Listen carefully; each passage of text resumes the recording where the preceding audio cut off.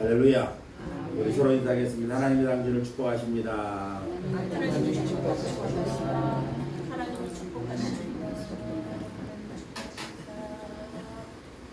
오늘도 참 좋은 날인 줄로 믿습니다. 하나님의 크신 은혜와 복이 사랑하는 성도 여러분들에게 언제나 함께 하시기를 예수님의 이름으로 축복을 드립니다. 끝이 보이지 않는 폭염이 계속되고 있습니다. 예보로는 이번 주 지나면 조금씩 수그러든다고는 하는데 아직까지는 견디기가 어려운 그러한 폭염이 계속되고 있습니다. 조심하시고 또 조심하셔서 온열질환에 걸리지 않도록 건강관리를 잘하는 성도 여러분들이 되시기를 바랍니다. 미국 필라델피아의 근처에 있는 조그만 마을에 제법 큰 교회당이 하나 있습니다. 사람들은 이 작은 마을에, 사람들도 몇 가구 살지 않는 이 작은 마을에 왜 이렇게 큰 교회당이 있을까라고 하는 그러한 궁금증이 있었습니다. 그런데 여기에는 이런 사연이 있었다고 합니다. 오래전에 수잔이라고 하는 병약한 소녀가 살고 있었습니다. 그런데 이 소녀에게 한 가지 소원이 있는데 자기가 교회를 가고 싶은데 가까운 곳에 교회가 없어서 먼 곳까지는 자기 몸 상태가 먼 곳까지 갈 수 있는 형편이 아니라서 마음에 늘 소원이 있는데 가까운 곳에 자기 마을에 교회가 하나 있었으면 좋겠다라고 하는 그러한 마음의 소원이 있었습니다. 그런데 이 소원이 채 이루어지기도 전에 이 수잔이라는 소녀는 병이 악화되어서 그만 하늘나라로 떠나가 버리고 말았습니다. 이 소녀가 하늘나라로 간 뒤에 이 소녀의 방을 정리할 때 소녀가 누웠던 침대 벽의 밑에서 편지 한 장과 마지막으로 준비했던 헌금 $5가 놓여 있는 것을 발견했습니다. 그 편지에는 이렇게 적혀 있었다고 합니다. 하나님, 우리 마을에 교회당 하나 지어주세요. 이 일을 위해서 제가 가진 전 재산 $5를 하나님께 바칩니다. 라고 하는 그러한 편지가 들어져 있었다고 합니다. 얼마 후 이 소녀의 간절한 소원은 신문과 라디오를 통해서 미국 전역에 보도되게 되었고 전국 각지에서 헌금이 들어와서 이 작은 마을에 큰 교회가 세워지게 되었다는 것입니다. 소녀의 헌금 $5가 눈물의 겨자씨가 되어져서 예배당이 지어지는 열매로 나타나게 되어진 것입니다. 자, 헌신이라고 하는 것은 크기와 양의 문제가 아니라 정성과 마음의 문제입니다. 진실한 마음으로 하나님께 헌신할 때 하나님은 작은 헌신도 크게 받으시고 기뻐하시는 것입니다. 예수님은 회당에서 과부가 드리는 엽전 $2돈을 하나님이 기쁘시게 받았다라고 칭찬하셨습니다. 하나님은 진실한 마음으로 드리는 작은 헌신을 기뻐하신다는 말씀인 것입니다. 예수님은 겨자씨 비유를 통해서 진리이신 하나님 아버지의 마음, 즉 하나님 나라의 속성을 우리에게 가르쳐 주셨습니다. 이스라엘에는 3월 중순부터 4월 초까지 들판에 흔히 볼 수 있는 노란 꽃이 핀다고 합니다. 이 꽃이 바로 겨자꽃이라는 겁니다. 우리나라의 들국화, 망초 때에서 피는 그런 하얀 꽃과 같은 그러한 들불처럼 흔하게 피는 그러한 꽃이 겨자꽃인가 봅니다. 이스라엘 사람들이 굳이 밭에다 심지 않아도 얼마든지 볼 수 있는 겨자꽃. 그래서 이 겨자씨를 밭에다 심는다고 하는 것은 매우 바보 같은 짓으로 여겼다고 합니다. 그런데 하나님은 자기 밭에 겨자씨 하나를 심으셨다. 그렇게 비유하고 있습니다. 그리고 그 씨가 싹이 나고 자라서 새들이 깃들이기를 소원하고 있다라고 성경 말씀은 비유를 하고 있습니다.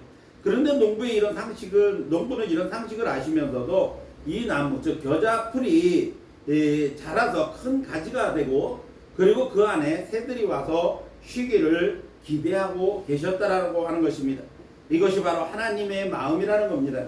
하나님 나라와 하나님 아버지의 마음은 일반 사람들이 생각할 때 도저히 이해할 수 있는 그러한 이 하나님의 마음입니다. 겨자나무 한 개에는 새들이 깃들일 수 없고 그것을 뻔히 알면서도 끝까지 포기하지 않고 꿈과 비전을 가지고 가꾸시는 것이 하나님이 우리를 사랑하시고 우리를 끝까지 포기하지 아니하시는 그러한 마음과 동일하다고 하는 것입니다. 우리는 이렇게 나를 사랑하시는 하나님의 귀한 사랑을 우리는 잊지 말아야 될 것입니다. 오늘도 그 사랑 안에서 우리가 하나님의 자녀로서의 삶을 마음껏 살아가는 저와 여러분들이 되실 수 있기를 예수님의 이름으로 축복을 드립니다.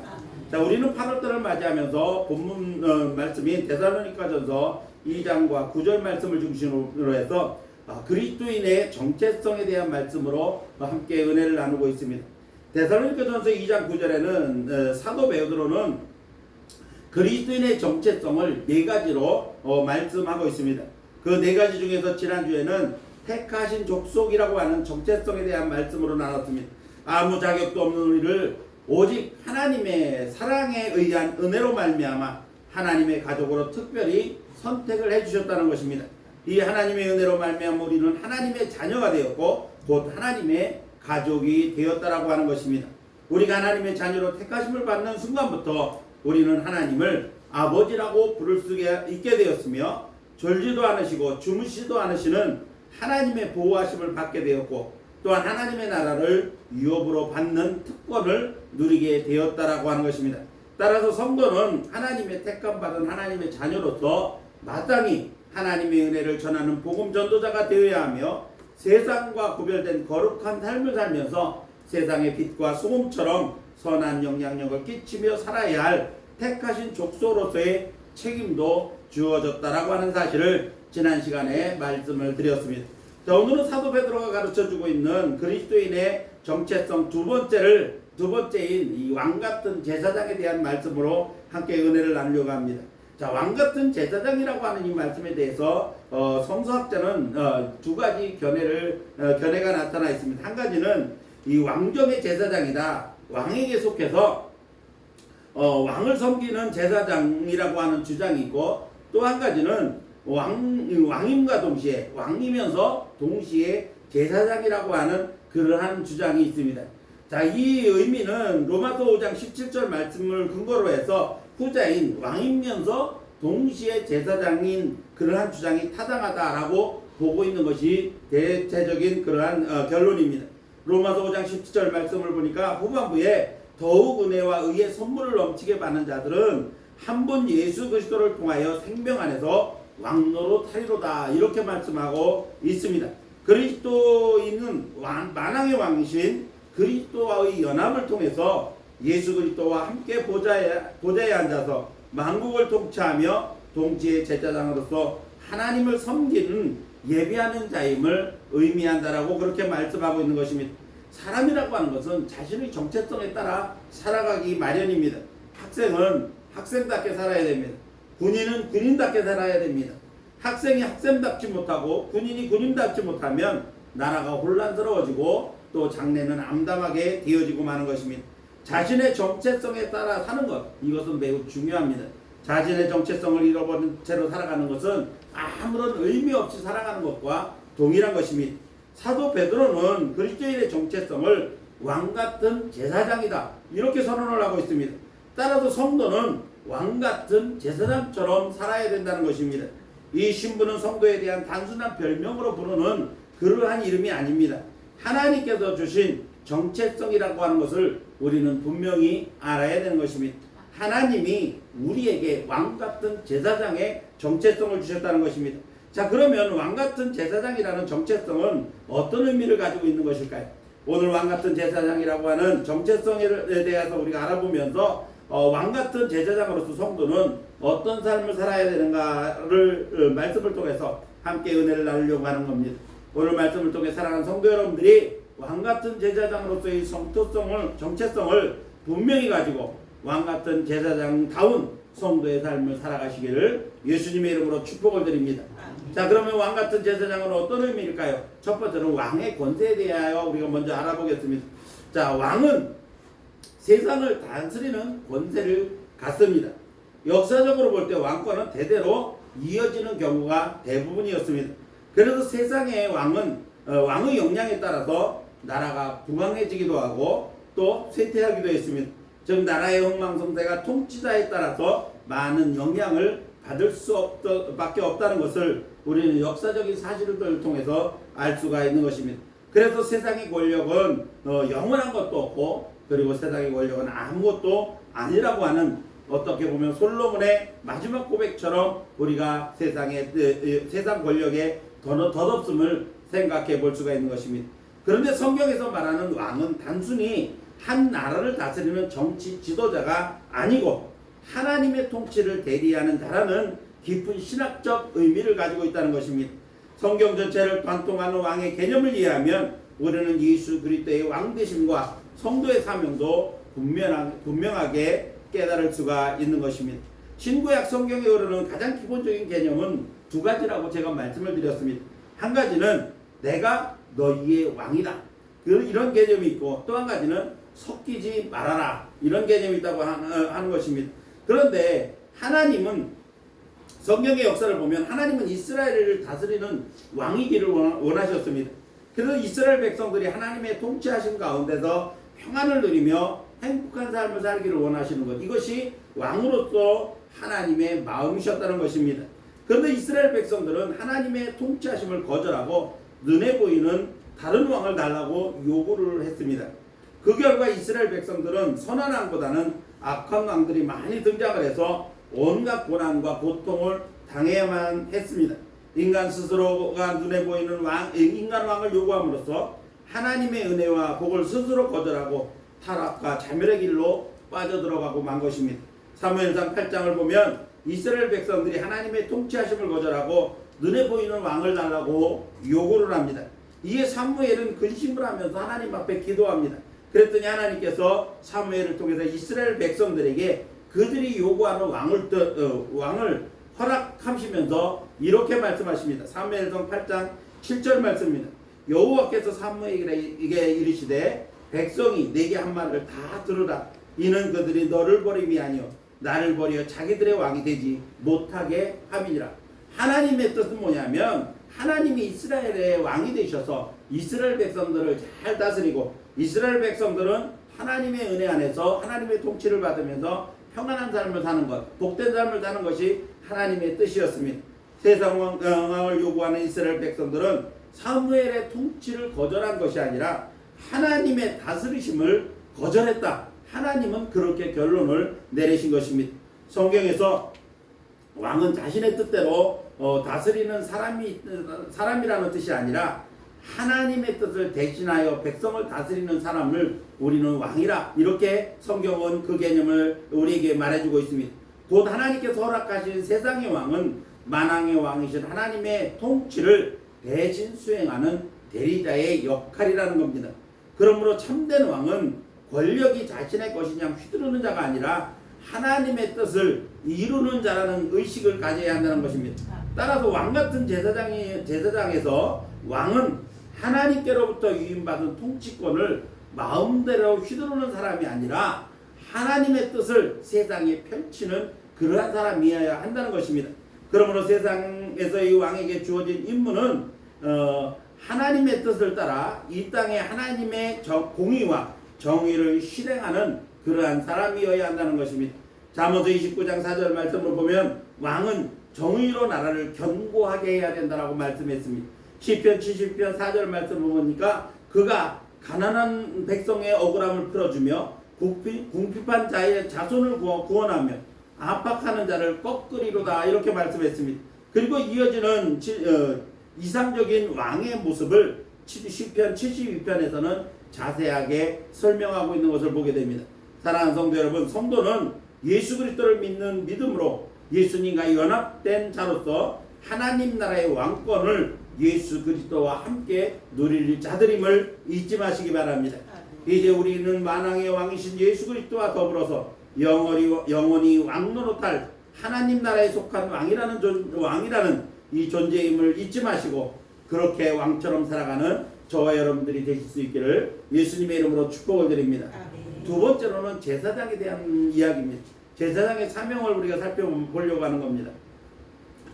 구약시대의 제사장은 하나님과 사람을 이어주는 중보의 역할을 하는 사람들이었습니다. 자, 구약시대의 제사장은 레위 지파에 속한 아론의 후손들로만 이어졌습니다. 레위에게는 야곱의 12아들 중 레위에게는 3명의 아들이 있었습니다.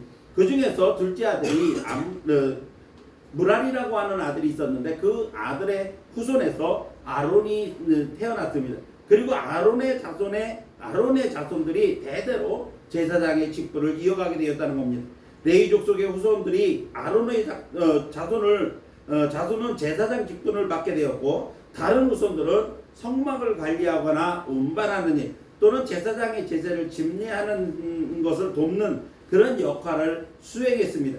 자, 레위의 후손들로만 이와 같은 직분을 갖게 된 것은 단순히 그들의 레위의 후손이기 때문이 아니라 하나님의 특별한 선택하심과 그리고 그들이 하나님을 향한 헌신의 이 두 가지 요소가 작용된 결과입니다.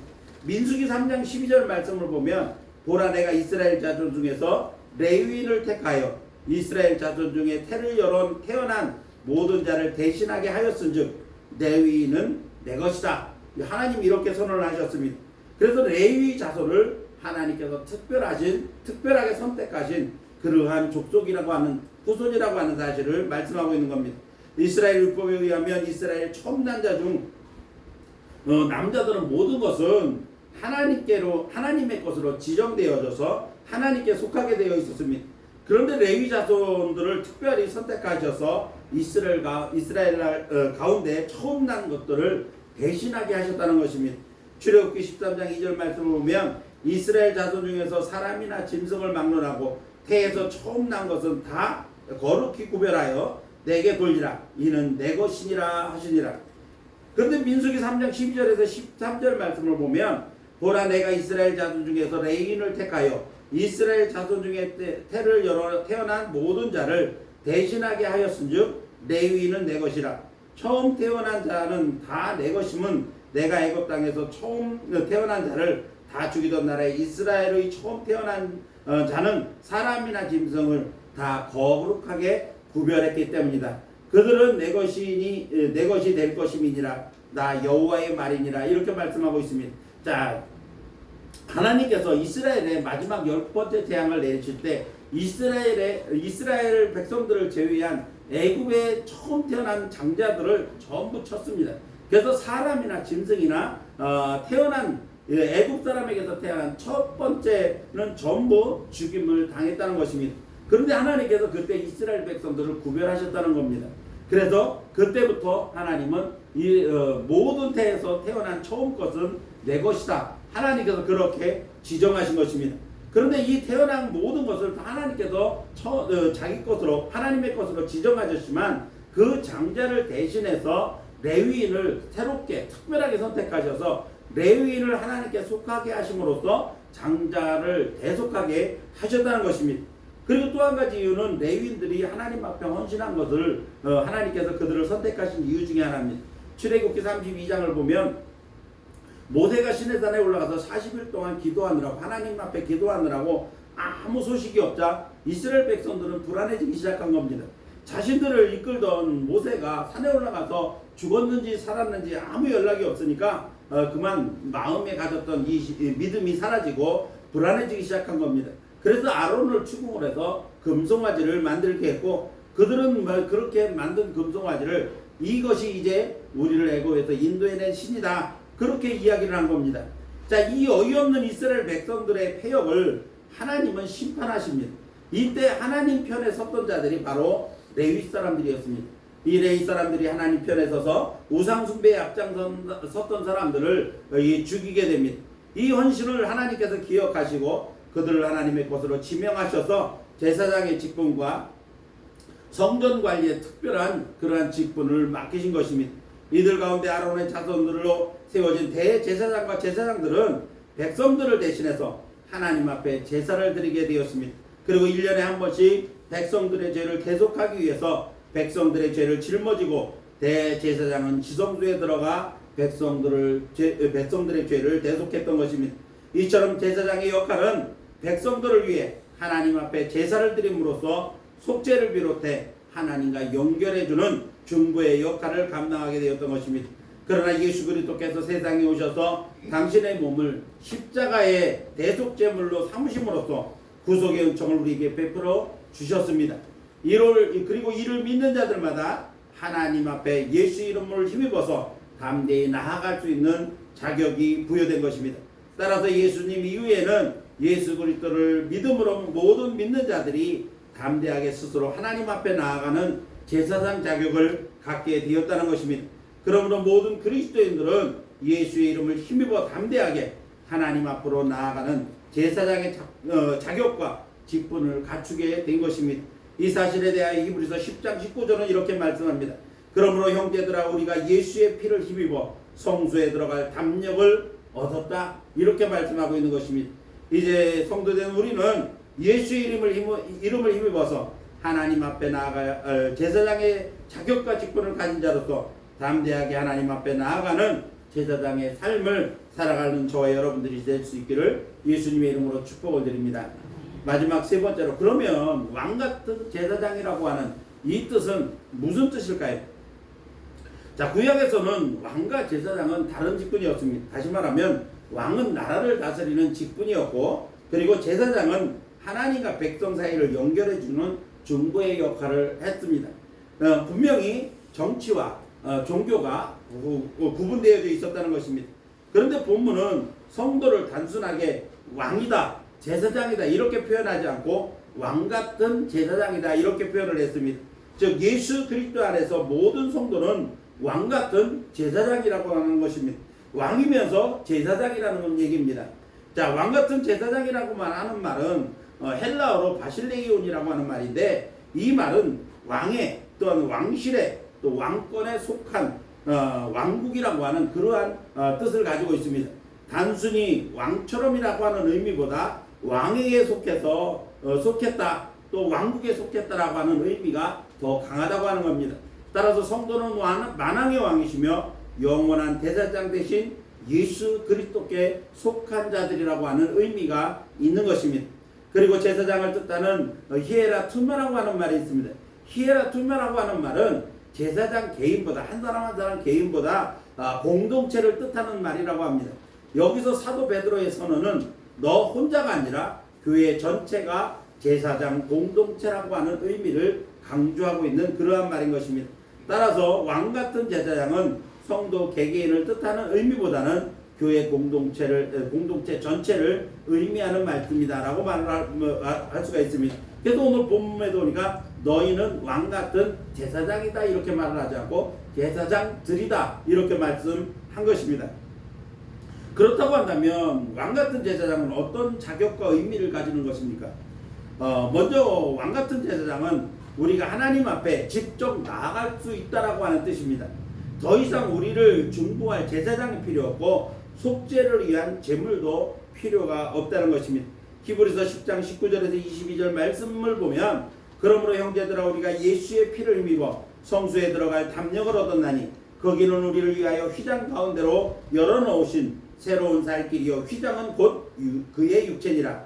또 하나님의 집 다스리는 큰 제사장이 계심에 우리가 마음의 뿌림을 받아 악한 양심으로부터 벗어나고 몸은 맑은 물로 씻음을 받았나니 참 마음과 온전한 믿음으로 하나님께 나아가자. 이렇게 이 히브리서 기자는 우리에게 설명하고 있는 것입니다. 예수의 이름을 힘입어 담대하게 하나님 앞에 나아갈 수 있게 되었다는 뜻입니다. 아울러 왕같은 제사장은 세상을 위해서 중보하는 사람이 되어야 한다는 것입니다. 나 혼자만 믿어 구원을 받고 왕같은 제사장으로 살 것이 아니라 세상을 향해 중보하는 중보자의 역할을 감당해야 하는 것이 왕같은 제사장들인 것입니다. 사랑하는 성도 여러분, 우리는 예수 그리스도 안에서 그분의 은혜로 왕같은 제사장들이라는 특별한 정체성을 가지게 된 것입니다. 이제 말씀을 마칩니다. 그렇다면 이제 성도의 삶은 왕같은 제사장으로서 어떤 삶을 살아야 될까요? 하나님의 통치를 우리의 삶으로 드러내며 살아야 됩니다. 죄악에 굴복하지 않고 하나님의 질서를 세워나가는 그러한 삶을 우리 왕같은 제사장들이 살아야 될 삶인 것입니다. 뿐만 아니라 하나님과 사람 사이를 이어주는 중보자로서의 삶을 우리는 충분하게 또 충실하게 감당하며 살아야 되는 것입니다. 이제 예수 그리스도의 왕권은 세상을 지배하는 권력이 아니라 예수 그리스도를 본받아 섬기고 사랑하며 하나님의 통치를 세상에 나타내는 권위임을 우리는 잊지 말고, 사랑하는 성도 여러분이 왕같은 제사장으로서의 정체성으로 하나님의 통치를 세상에 드러내며 하나님과 세상을 잇는 중보자로서의 사명을 다하는 저와 여러분의 삶이 되시기를 예수님의 이름으로 축원합니다. 기도하겠습니다.